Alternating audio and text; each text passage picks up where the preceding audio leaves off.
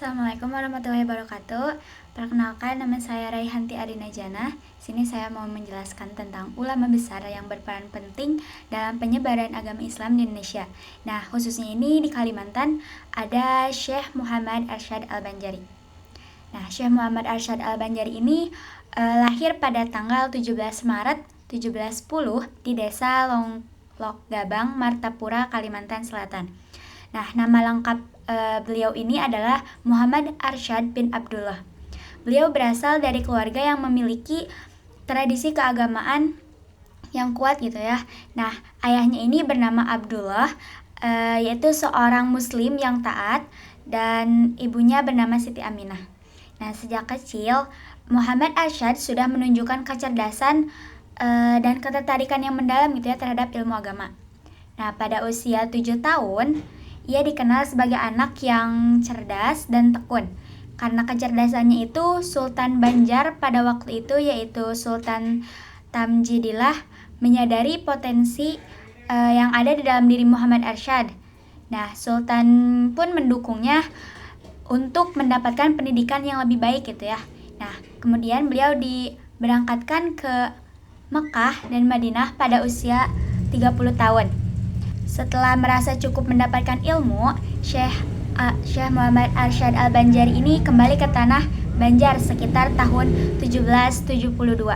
Nah, pada saat itu kerajaan Banjar sedang mengalami masa-masa penting dalam pengembangan Islam. Setelah kembalinya, beliau segera mendirikan pusat pendidikan Islam di daerah Dalam Pagar, Martapura. Nah, pusat ini kemudian dikenal sebagai pesantren pertama di Kalimantan dan menjadi pusat kegiatan dakwah Islam. Syekh Muhammad Arsyad Al-Banjari dikenal sebagai seorang ulama produktif yang menulis banyak karya penting, baik dalam bidang fikih, tasawuf maupun pendidikan. Nah, karya-karyanya ini menjadi panduan bagi umat Islam di Nusantara, khususnya di Kalimantan. Berbagai karya terkenal antara lain adalah Sabilal Muhtadid, Lit Tafakuh fi Amridin Kitab. Nah, ini adalah karya monumental Syekh Muhammad Arsyad Al-Banjari dalam bidang fikih. Karya ini ditulis dalam bahasa Melayu. Kitab ini membahas hukum-hukum Islam yang berkaitan dengan kehidupan sehari-hari termasuk ibadah, muamalah, dan akhlak. Kitab ini diakui sebagai salah satu rujukan utama dalam kajian fikih di Nusantara. Nah, sekarang pembaharuan sosial dan keagamaannya. Nah, Syekh Muhammad Arsyad tidak hanya berfokus pada pengajaran fikih, tetapi juga memperjuangkan pembaharuan sosial dan keagamaan. Ia mengajarkan nilai-nilai Islam yang murni dan menghapus praktik-praktik yang tidak sesuai dengan syariat ajaran Islam. Nah, beberapa hal yang beliau lakukan adalah yang pertama ada menghilangkan praktik bid'ah dan tahayul yang masih banyak dipraktikkan oleh masyarakat lokal gitu ya pada saat itu.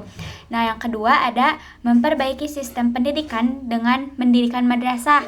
Nah, kan beliau mendirikan madrasah pesantren pertama gitu ya. Nah, ini tuh untuk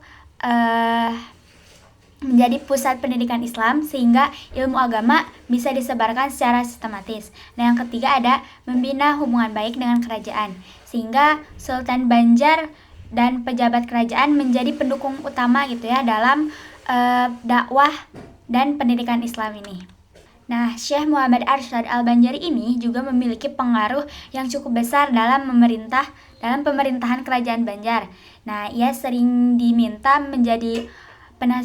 dimintai nasihat gitu oleh para sultan, terutama dalam hal yang berkaitan dengan hukum Islam.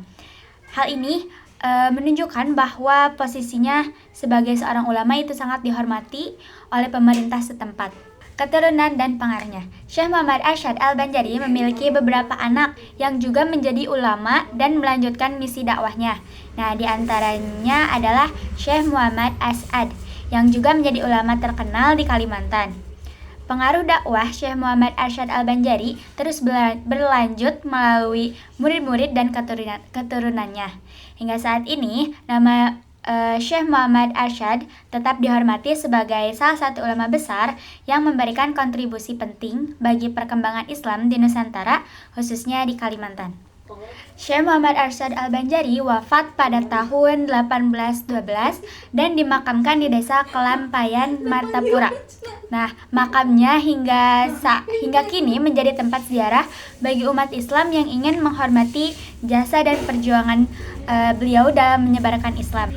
Meskipun beliau sudah wafat, tapi peninggalan ajarannya tetap hidup, baik melalui kitab-kitabnya, keturunannya, maupun institusi pendidikan yang ia dirikan, yang menjadikan Syekh Muhammad Arsyad Al-Banjari sebagai salah satu pilar penting dalam sejarah perkembangan Islam di Indonesia. Mungkin cukup sekian. Assalamualaikum warahmatullahi wabarakatuh.